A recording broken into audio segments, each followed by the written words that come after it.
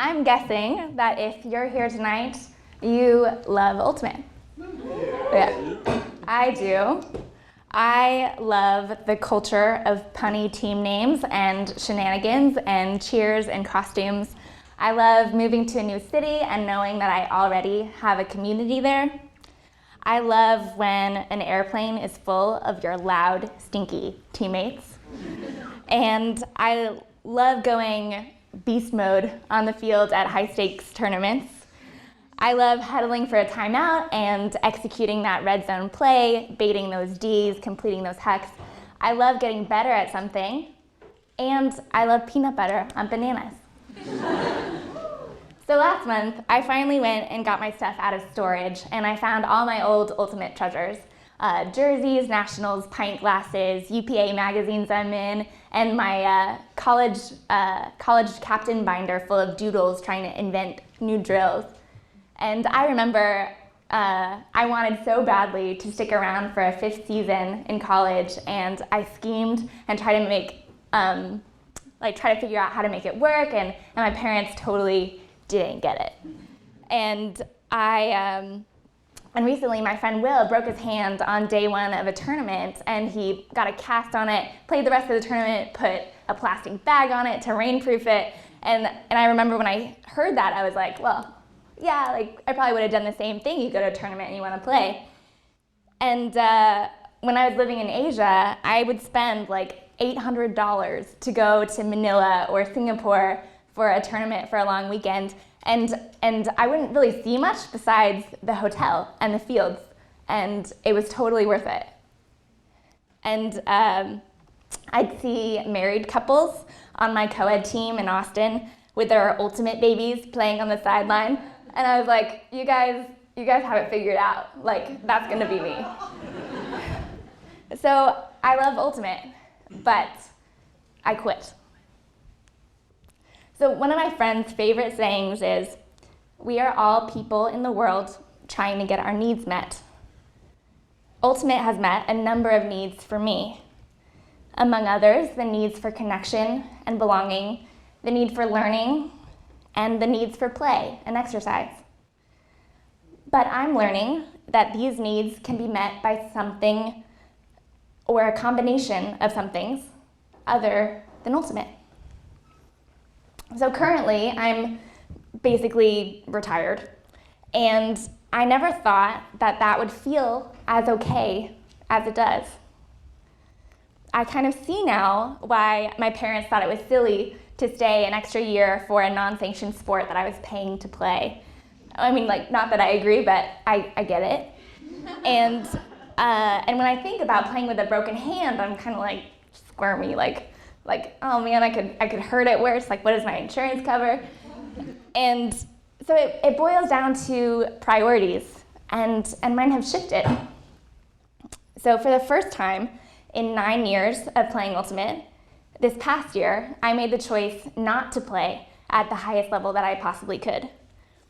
And I didn't make that decision at the end of the season last year. This May, I signed up for tryouts with the full intention of playing elite club again. And I made the choice not to try out for Riot, but instead to play with Underground, like I did last year as a returner. And I felt relief at the decision, and I was proud of myself for being in touch with my priorities. And I really wanted to dedicate more time and energy to growing my career. And so I chose the team that required just a little bit less of that time and energy. As it went along, it turned out I needed more time and energy than that commitment would allow. So my work involves a lot of weekday evening events, and every time that there was a conflict with practice, I had to make a choice. And I had to make that choice over and over. On the one hand, do I go to the Seattle Tech meetup and get more buy-in for my next project, or do I go to practice with my team? And because I had to make that choice multiple times a week, I started to resent and be exhausted by having to make that choice, because I was always letting myself down either way, always reneging on a commitment and having to something like that. So even though my body felt pretty recovered from the injuries that I really struggled with last year, and the underground girls were wonderful, you're wonderful, and there was a strong coach on board, and I didn't have any of the family conflicts or hard money problems that are some of the usual suspects for why ultimate players take a step back, I had to make a hard choice. Was I going to prioritize my career or ultimate? And so I avoided the decision. I procrastinated and tried to do as much as I could to do all the things. Just running on my little hamster wheel.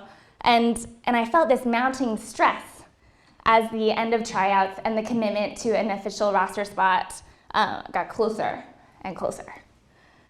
So why was it so hard to make the choice and follow through on it? Because it's scary. You find something like Ultimate that meets your needs, and you get used to it meeting your needs that way. And it's hard to take a step back and look at it if your needs have changed, or allow the possibility that those needs can get met in other ways. I don't want to let down the team. I don't want to be a quitter. I don't want to have to try to work out by myself because I know I'm terrible at that. What else would I do? What if I'm not as good at other things? Do I tell myself and everybody else I'm just taking a year off? Will I really just take a year off? Will I be invited to their parties anymore? I don't want to be left out. If I don't play Ultimate this season, can I still call myself an Ultimate player? How long from the time you last played can you still call yourself an Ultimate player? So I knew I wanted to prioritize my career, but I wanted to do it all. The heart of the issue was that Ultimate was my identity. I identified as an athlete, but specifically as an Ultimate Frisbee player. When my college professor went around the room asking, name one interesting thing about yourself, I said that I played Ultimate. And when I had to give a speech in Korean class, or people asked me about my hobbies, or asked me about soccer when my cleats are tied to my bag in airports, I would say, I play Ultimate. Outside the community, it's that thing that you're known for. It's your differentiator. And inside the community, all my friends played Ultimate. So when thinking about not playing, it wasn't just about choosing how to spend my time differently. It was about navigating an identity shift. Ultimate and the commitment to it is what I knew. Just cutting it out and chancing what else I'd be left with was scary. But here I am, not playing competitive Ultimate, and I'm okay. It's okay. And I think it's because I didn't quit without a plan. I thought about why I love Ultimate, what needs it meets for me, and I intentionally sought out activities and social circles that would meet those needs and fill that void. So I'm building my career in ways that are important to me. I'm crossfitting and even experimenting with what it feels like to do non-competitive exercise. I'm connecting with new, amazing people, and for the first time in a decade, I hang out with more non-Frisbee people than Frisbee people. Pretty weird. And I still go to fun tournaments like layouts, and I eat peanut butter bananas anytime I want. So if you're thinking about what to do next season, if you should try out for the most competitive team, fart around in the park, take a year off, only play MLU, whatever it is, I invite you, take a look at what your needs are, allow the possibility that they can be met in other ways, and give yourself permission to step back if that's what you discover you need. I am, and you are, more than just an Ultimate player. Thank you.